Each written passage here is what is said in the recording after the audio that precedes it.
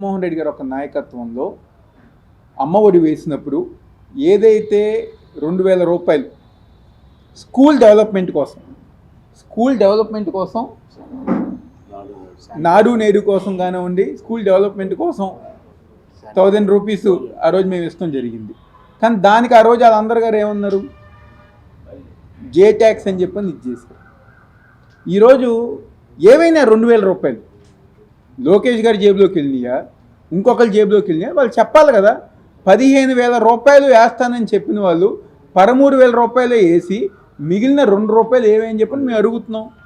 దానికి సమాధానం చెప్పకుండా మేము చట్టపరంగా వెళ్తామంటే మేము అడిగిన దానికి సమాధానం చెప్పండి. 2,000 రూపాయలు ఏం చేశారు, దేనికి ఉపయోగించారో చెప్పిన తర్వాత నిజంగానే వాళ్ళు పలానాట్లకు ఉపయోగించారని చెప్పండి, అప్పుడు మేము ఆలోచిస్తాం. అంతేగాని ఏమీ చెప్పకుండా కేవలం ఏదో మా మీద ఏదో సవాల్ విసురుతాం, లేకపోతే దమ్ము ధైర్యం అని చెప్పని ఇలాంటి మాటలు కాకుండా ప్రజానికానికి అవసరమైన పనులు చేయమని చెప్పి మేము అందరం కూడా కోరుకుంటున్నాం.